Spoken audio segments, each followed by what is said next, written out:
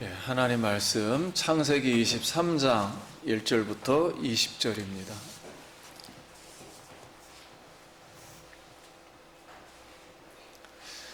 하나님의 말씀입니다.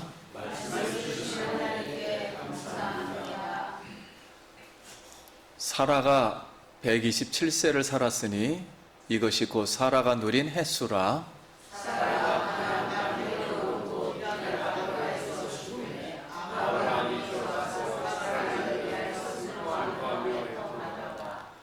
그 시신 앞에서 일어나 나가서 헷족속에게 말하여 이르되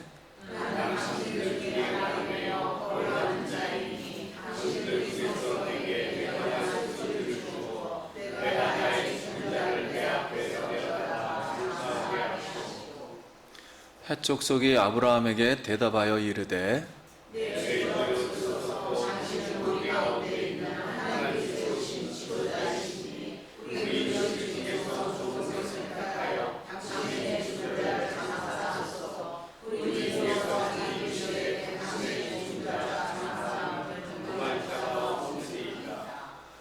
아브라함이 일어나 그 땅 주민 헷족속을 향하여 몸을 굽히고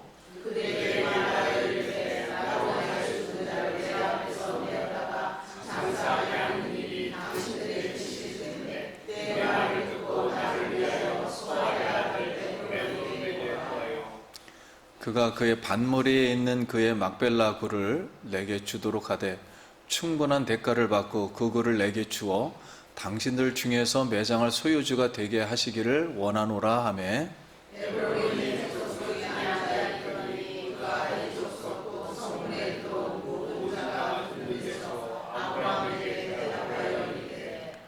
내 주여 그리 마시고 내 말을 들으소서. 내가 그 밭을 당신에게 드리고 그 속에 굴도 내가 당신에게 드리되 내가 내 동족 앞에서 당신에게 드리오니 당신의 죽은 자를 장사하소서.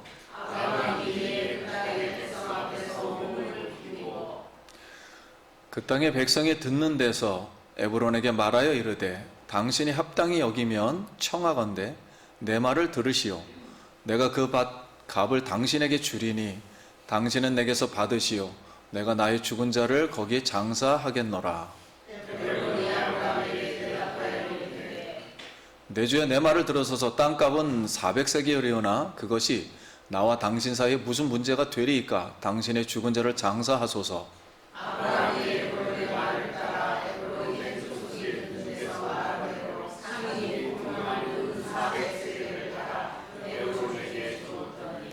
마므레와 막벨라에 있는 에브론의 밭 곧 그 밭과 거기에 속한 굴과 그 밭과 그 주위에 들린 모든 나무가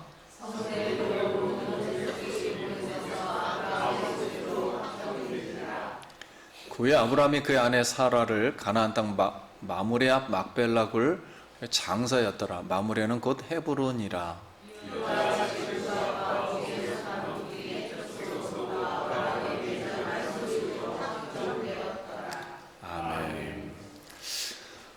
할렐루야.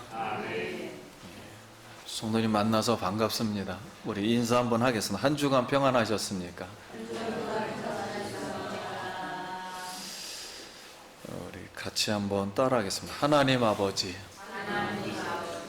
코로나19에서 지켜주세요.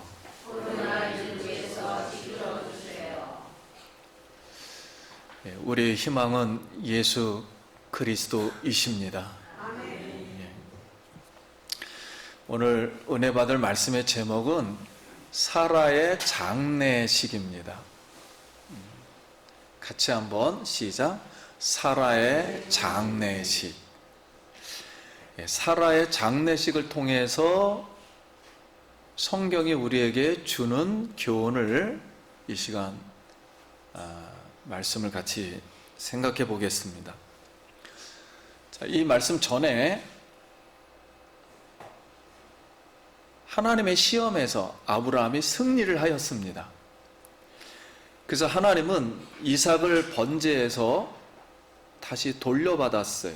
살려주시고 하나님은 아브라함에게 복을 이제 주십니다. 후손이 창대하여 그 후손을 통해서 만민이 복을 받을 것이다. 그리고 모든 대적에게 승리할 것이다. 크게 두 가지를 이렇게 주셨습니다. 이 모든 것도 하나님의 전적인 은혜와 축복인 줄 믿습니다. 그런데 현실은 아직 이삭이 결혼을 하지를 못했어요. 후손이 복을 받아야 되는데 아직 이삭이 결혼을 현실은 못하고 있습니다. 그래서 이삭에게 신부감을 찾는 것이 아브라함에게는 굉장히 중요한 일이에요. 그러니까 부모에게는 결혼식이 굉장히 중요합니다. 기독교 결혼식이 중요하지 그냥 하는 결혼식이 아니라 기독교 결혼식이에요. 중요한 일이기 때문에 신부를 찾는 중에 신부를 막 이제 찾아야 되는데 그만 부인 사라가 127세로다 이제 죽습니다. 그러니까 사라는 바로 이 이삭의 신부감 리브가와 그 후손이죠. 손자를 보지 못하고 이제 죽게 되었습니다. 봤으면 좋은데 보지를 못하게 되었어요. 그런데 다행스러운 것은 이삭의 번제 사건으로 인해서 아브라함과 사라에게 무엇을 약속하셨냐면 부활의 믿음을 약속하셨어요. 그러니까 사라가 부활의 믿음을 약속받았기에 죽어도 다행인 줄 믿습니다. 그래서 빨리 이 사건이 먼저 기록이 되고 사라가 죽게 되는 거예요. 그래서 우리가 찬송인 대로 사셨네 사셨네 예수 다시 사셨네, 우리도 부활하여 다시 살 줄을 믿습니다. 아브라함이 사라의 장례식을 치르기 전에 이삭의 신부인 리브가의 배경이 되는 12족속들, 나홀의 12명의 족보를 배경을 먼저 잠깐 기록해 줍니다. 왜냐하면 리브가를 그 나홀의 족속 중에서 찾아와야 되기 때문에 미리 설명해 주는 거예요. 근데 나홀의 족보는 12집단에 형성되어 있어요. 그리고 하나님의 손이 거기서도 하나님은 역사하셨어요. 거기서도 하나님은 역사를 하셨습니다. 그런데 12명을 기록했는데 유일하게 여자 1명, 딸 리브가 1명의 이름이 기록됩니다. 리브가만 선택을 받는 거예요. 그 12명 중에. 그래서 역사라는 것은요, 하나님께 선택받아 쓰임받는 것이 중요한 줄 믿습니다. 하나님이 역사한다 할지라도, 이 세상을 다스린다 할지라도 쓰임받는 게 중요해요. 선택받는 게 중요해요. 그래서 하나님은 그 사람들의 역사도 주관하고 계셨듯이 이처럼 우리의 삶도 하나님이 오늘도 주관하고 계심을 믿습니다. 선택받은 나를 향한 하나님의 말씀과 계획은 반드시 이루어지는 줄 믿습니다. 자, 이제 아브라함이 사라의 장례식을 치러야 하는데 매장지, 땅이 없어요. 지금 75세부터만 해도 그러면 사라는 65세죠. 65세부터 127세니까 35년에 27년을 더하면 몇이에요?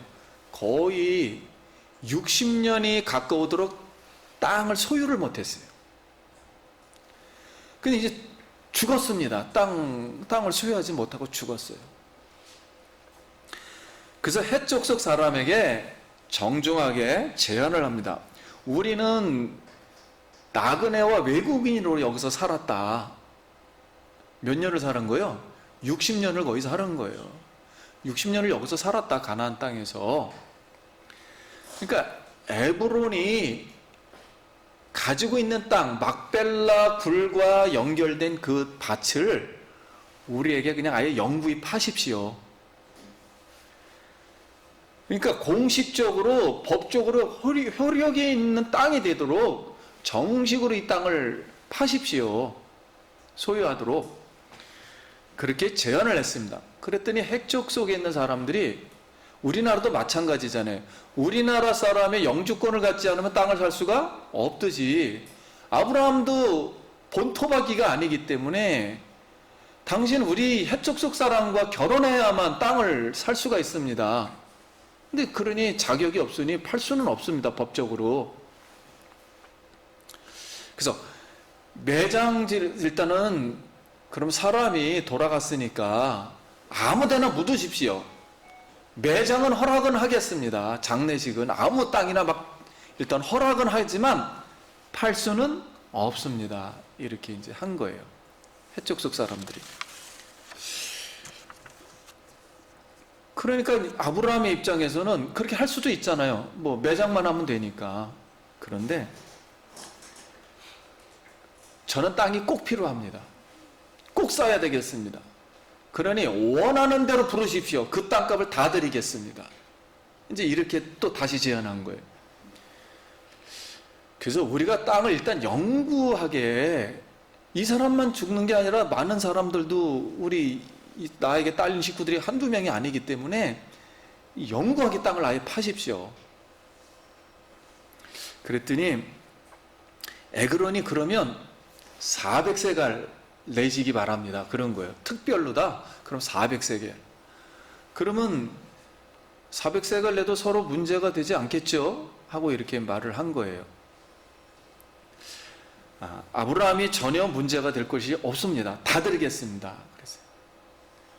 혹시 자동차 우리 사모님 혹시 그 한번 확인 좀 해주세요. 예. 다윗이 성전을 짓기 위해서 다윗의 성전이 짓기 위해서 50세겔에 샀습니다. 예루살렘 그 땅을 2km가 되는 땅을 50세겔에 샀는데 매장지 이 조그만 땅을 몇 세겔이에요? 400세겔이니까 뭐 상상을 초월하는 돈이죠. 근데 현대도 그래요. 현대도 이렇게 하면은 그리고 해족속 사람들은 그 땅을 4세겔에 삽니다. 그러니까 몇 배 주고 사는 거예요? 100배 주고 사는 거예요. 이 조그만 매장지를.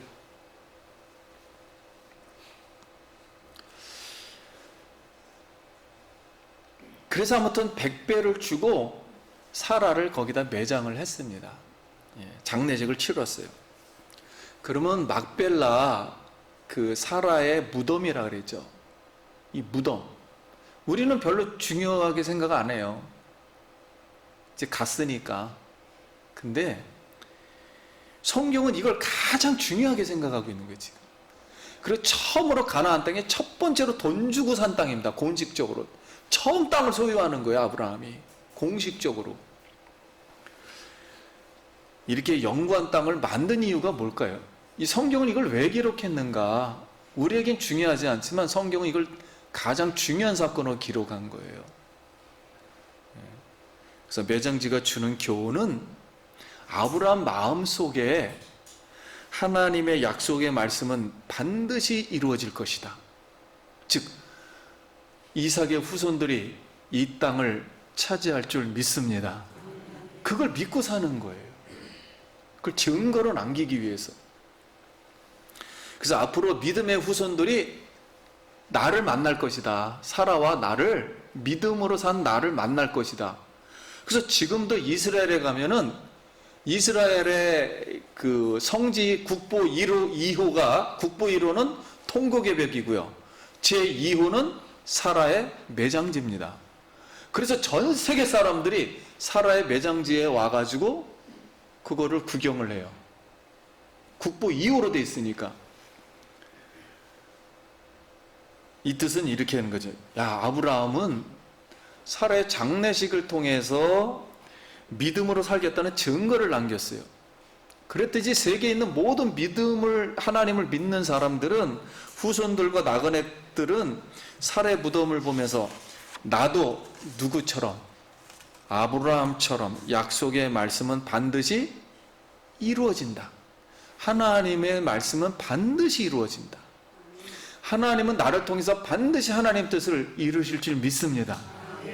그거를 믿음을 결심하게 되는 거예요. 그걸 보면서. 그럼 아브라함처럼 믿음으로 살자.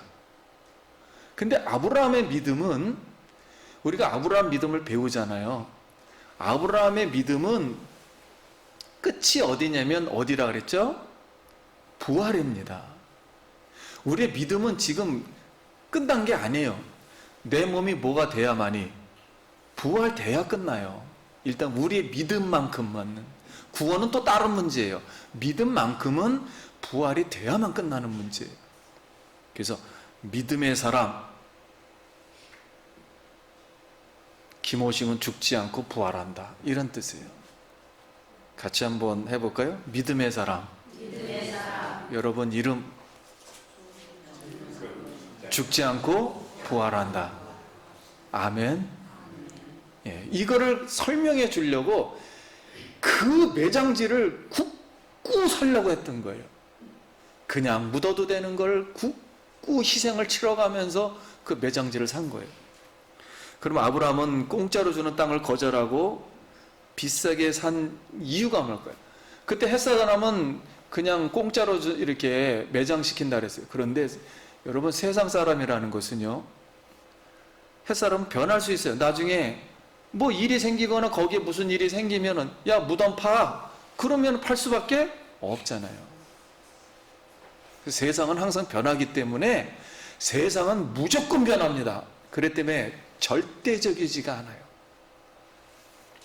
그래서 이렇게 하나님 나라는 쉽게 얻어지지 않습니다. 우리의 구원도 마찬가지예요.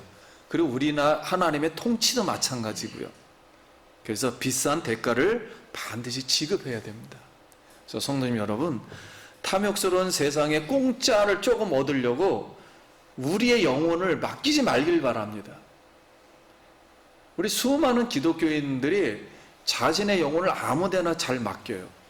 절대 맡기는 게 아닙니다. 세상에 공짜에다 맡기면 이건 반드시 문제를 발생시켜요.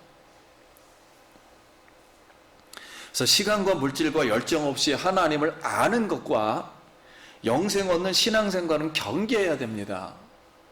내가 아무것도 열정이 없고 시간과 물질을 하나님께 드리지 않으면서 내가 구원이 잘 될 거라는 생각은 버려야 돼요. 그 신앙생활을. 우리는 영적 싸움을 지금 치르고 있습니다. 마지막 나의 무덤에서도 그 말씀을 남기고 말씀대로 산 행위를 남기시길 소원합니다. 말씀을 마칩니다. 사랑하는 성도님, 우리도 사라처럼, 바울처럼 선한 싸움을 싸우고 나의 달려갈 길을 마치고 사명을 완수하고 믿음을 지키고 부르심을 따라서 의의 면류관을 주실 그 하나님을 바라보시길 예수의 이름으로 축원합니다. 우리 같이 한번 성경 구절을 한번 읽어보겠습니다.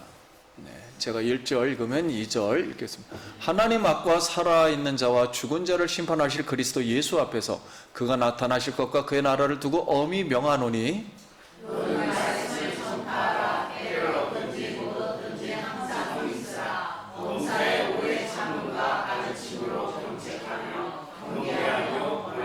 때가 이르니 사람의 바른 기원을 받지 아니하며 기가 가리워서 자기의 사역을 따라 스승을 많이 두고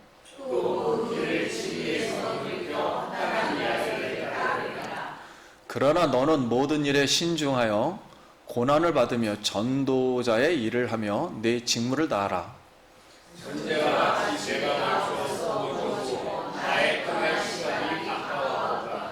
나는 선한 싸움을 싸고 나의 달려갈 길을 마치고 믿음을 지켰으니 이제부터는 나를 위하여 의의 멸관이 예비되었으므로 주 곧 들어오신 재판장이 그날에 내게 주시겠으며 내게만 아니라 주의 나타나시는 사랑하는 모든 자에게 이르리라. 아멘. 전제와 같이 마지막 그 제단에 붙는 포도주예요.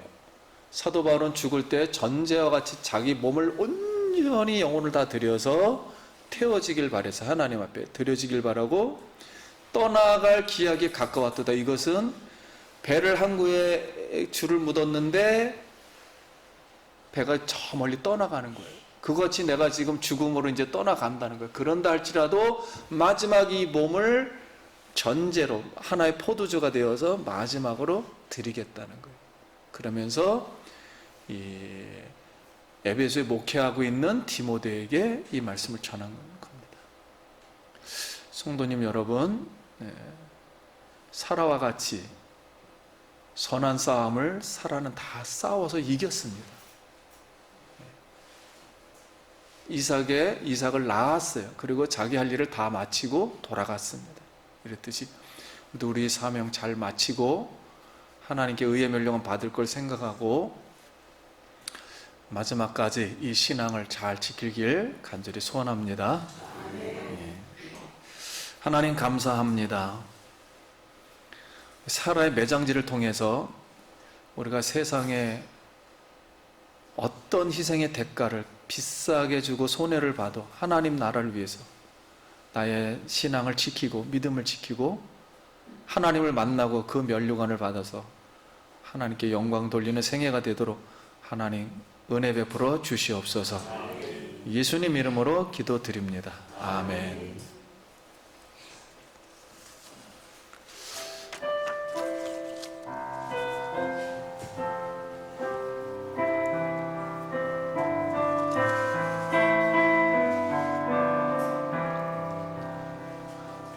하늘 가는 밝은 길이 내 앞에 있으니 슬픈 이를 많이 보고 내 고생하여도 하늘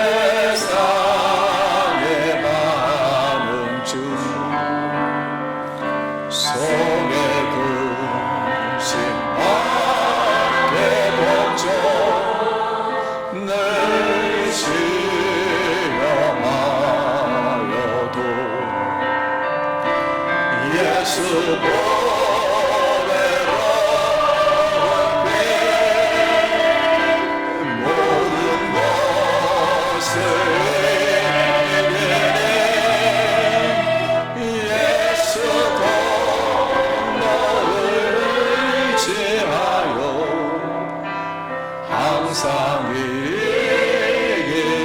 이기리로다. 내가 전성 바라보고 가까이 왔으니 아버지의 영광집에 나시고 싶도다. 나는 부족하여도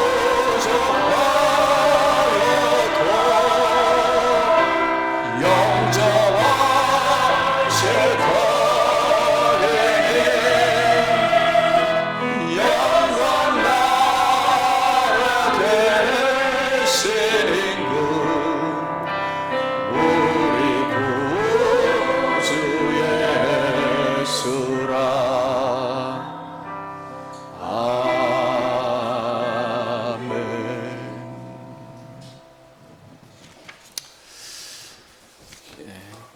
교회 소식 이제 말씀드립니다.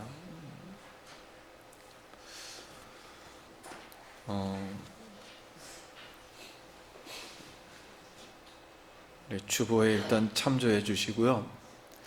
그리고 우리 코로나 사태가 보통 심각해지는 것 같습니다. 그래서 우리 당회를 하였습니다. 당회를 해서 코로나에 대한 우리 교회 입장과 그리고 우리가 결정해야 될 일을 결정하였습니다. 그래서 이제 성도님들, 이제 우리 어느 목사님이 지은 그 기도문 잠깐 한번 충분치는 않지만 한번 이제 이렇게 읽어 드리려고 합니다. 그리고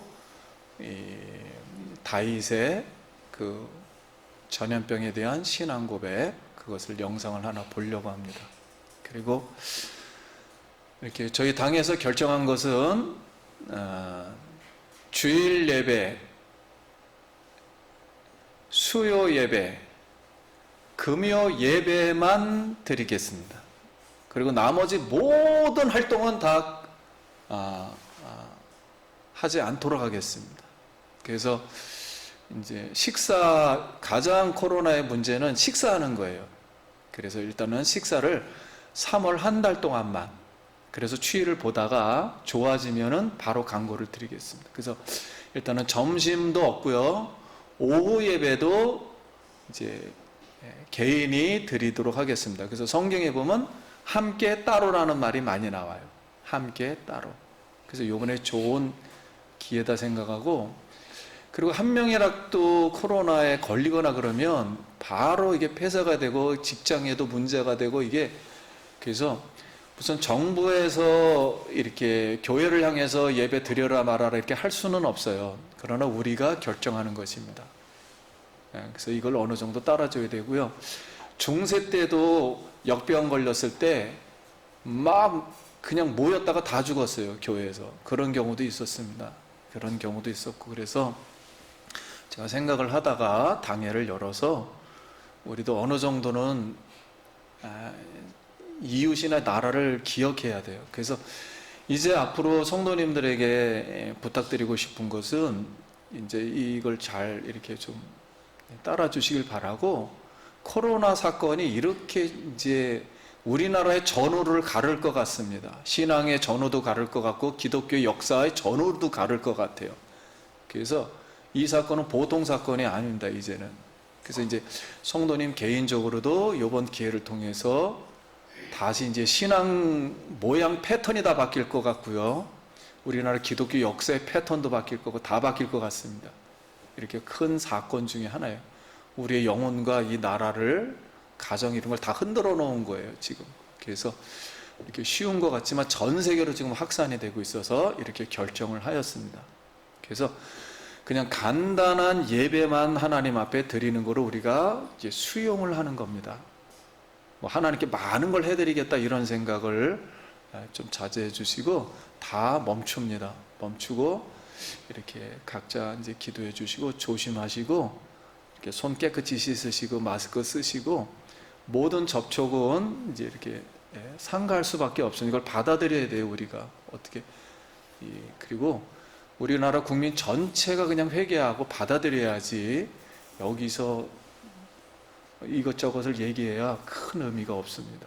그래서 이렇게 결정한 줄 알고 잘 따라 주시길 간절히 바랍니다. 그래서 3개의 예배만 있겠습니다. 주일 아침 예배, 그리고 이제 없습니다. 그리고 수요 예배, 금요 예배만 있습니다. 새벽 기도 없습니다. 이 3개만 그 집에서 충분히 또 묵상할 수가 있어요. 그래서 신앙이 좋으신 분들에게는 굉장히 좋은 시간도 될 수가 있어요. 이렇게 예배가 이렇게 드리기가 이제 어렵다는 것을 이제 우리에게 교훈하는 것 같습니다. 이렇게 잘 이해해 주시길 이제 바랍니다. 우리 영상을 먼저 하나 읽도록, 영상 하기 전에 제가 먼저 하나를 읽어드리고 영상을 보도록 하겠습니다. 우리 띄워주시면 같이 보도록 하겠습니다.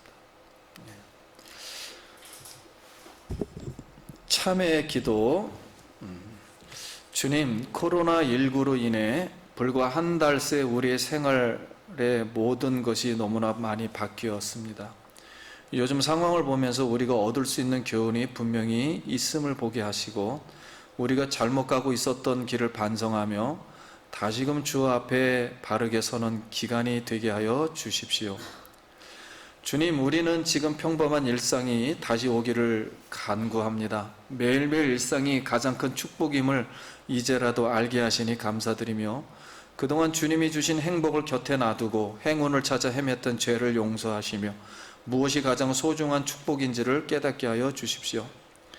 한국인 입국을 막는 나라가 현재 80개국이 넘었습니다. 주님, 이는 기회가 있을 때마다 지나치리만큼 해외여행을 다니는 한국인에게 이제는 좀 절제하라는 주님의 사인인 것 같이 느껴집니다. 남들과 관계없이 나만 즐기면 된다는 우리의 이기적인 마음들을 이제는 바꿔주시고, 어려운 이웃에 대한 공감과 나에 대한 절제가 조금 더 삶에서 많이 나타나게 하여 주십시오. 주님, 동남아와 중동 국가들 그리고 아프리카 나라들까지도 한국인을 무시하고 강제 격리시키고 있습니다. 이것은 그동안 한국인들이 철저하게 가난한 나라의 사람들을 무시해온 것에 대한 정확한 인과응보같이 느껴집니다. 앞으로 한국에 와 있는 외국 노동자들을 더욱 인격적으로 대하게 하시고 소중히 여기게 하여 주십시오. 나그네와 고아를 사랑하고 대접하라는 주님의 마음을 생활 속에서 실천하게 하여 주십시오. 주님, 마스크 없이는 하루도 살 수 없는 세상이 되고 말았습니다. 이는 그동안 너무 많이 무책임한 말을 내뱉었고 거짓 뉴스를 아무렇지도 않게 퍼날랐던 우리에게 조금 더 침묵하며 살라는 주님의 명령 같습니다. 앞으로 조금 더 내 입을 막으며 적게 말하고 진실만을 전하기 위해 노력하게 하여 주십시오. 주님, 모이는 교회를 막으시는 것은 그동안 한국교회가 세상 속에서 빛과 소금의 역할을 전혀 감당하지 못한 채 자기들끼리 모이는 일에만 힘쓴 것에 대한 벌처럼 느껴집니다. 우리의 믿음의 현장이 교회가 아닌 세상임을 알려주시는 주님의 교훈이 분명한 것 같습니다. 교회보다 교회 밖에서 더 빛나는 그리스도인이 되도록 우리가 모두 다시 노력하게 하여 주십시오. 교인이 5만 아니 10만인이 하는 것은 모두 거품인 것을 알게 하신 주님, 하루아침에 예배당 교인들은 없어질 수 있음을 깨닫게 하시니 감사합니다. 목사의 관심이 교인의 수에만 있고 교회의 자랑이 그 크기에만 있었다면 이제 그 마음을 돌이켜 우리의 참된 자랑이 무엇인지 생각하게 하여 주십시오. 나의 자랑이 천박한 교회의 크기가 되지 않게 하시고 내 기도의 간구가 경쟁에서 승리가 되지 않게 하여 주십시오. 오직 존귀한 그리스도 예수만이 되게 하여 주십시오. 주님, 어려움이 다 지나고 난 후에 이 땅의 교회들이 다시 새로워지며 주 안에서 하나의 교회로, 같은 교회로 함께 천국을 향해 나가게 하여 주십시오. 주님이 가르쳐 주신 기도와 같이 거룩한 공교회가 되게 하여 주십시오. 이렇게 텅 빈 예배당에서 하나님께 예배하며 그동안 나의 잘못을 참회합니다. 주님, 교인들과 함께 마주하며 예배할 수 있는 날이 속히 오도록 주님, 우리에게 긍휼을 베풀어 주십시오. 어제나 우리를 위로해 주시며 새롭게 하시는 예수님 이름으로 기도드립니다. 아멘. 오대식 목사의 기도 전문. 한번 이렇게 뭐라고 말씀드릴 수 없지만 충분치는 않지만 이렇게 꼭 기억 한번 하시고 이 사태가 얼마나 지금 이 지구상에서 큰 사건인가를 기억하시기 바랍니다. 91편 맞습니다. 제가 한번 읽어드리겠습니다. 시간이 좀 있으니까요. 91편. 지존자의 은밀한 곳에 거주하며 전능자의 그늘 아래 사는 자여, 나는 여호와를 향하여 말하기를 그는 나의 피난처요 나의 요새요 내가 의뢰하는 하나님이라 하리니, 이는 그가 너를 새 사냥꾼의 올무에서와 심한 전염병에서 건지실 것이미로다. 그가 너를 그의 깃으로 덮으시리니 네가 그의 날개 아래 피하리로다. 그의 진실함은 방패와 손방패가 되시나니 너의 밤에 찾아오는 공포와 날에 날아드는 화살과 어두울 때 퍼지는 전염병과 밝을 때 닥쳐오는 재앙을 두려워하지 아니하리로다. 1000명이 내 왼쪽에서 10,000명이 내 오른쪽에서 엎드려지나 이 재앙이 내게 가까이 하지 못하리로다. 오직 너는 똑똑히 보리니 악인들의 보응을 네가 보리로다. 네가 말하기를 여호와는 나의 피난처시라 하고 지존자를 너의 거처로 삼았으므로 화가 내게 미치지 못하며 재앙이 내 장막에 가까이 오지 못하리니, 그가 너를 위하여 그의 천사들을 명령하사 내 모든 길에서 너를 지키게 하심이라. 그들이 그들의 손으로 너를 붙들어 발이 돌에 부딪히지 않게 하시리로다. 내가 사자와 독사를 밟으며 젊은 사자와 뱀을 발로 누리로다. 하나님이 이르시되 그가 나를 사랑한즉 내가 그를 건지리라. 그가 내 이름을 안즉 내가 그를 높이리라. 그가 내게 간구하리니 내가 그에게 응답하리라. 그들이 환난 당할 때 내가 그와 함께하여 그를 건지고 영화롭게 하리라. 내가 그를 장수하게 함으로 그를 만족케 하며 나의 구원을 그에게 보이리라 하시도다. 아멘. 우리 전염병에서 하나님이 건지실 것을 믿고 오직 하나님만이 우리 피난처여 바위이심을 믿습니다. 이제는 우리 구주 예수 그리스도 십자가에서 흘리신 보혈의 은혜와 하나님 아버지의 영원하신 사랑하심과 성령님의 교통인도 충만하심이 전염병에서 건지시는 우리 구주 우리 하나님을 피난처로 삼고 그걸 의지하기로 다짐하는 사랑하는 성도님들 머리 위에와 그 가정과 일터와 자녀 위에 지금으로부터 영원토록 함께 있을지어다. 아멘.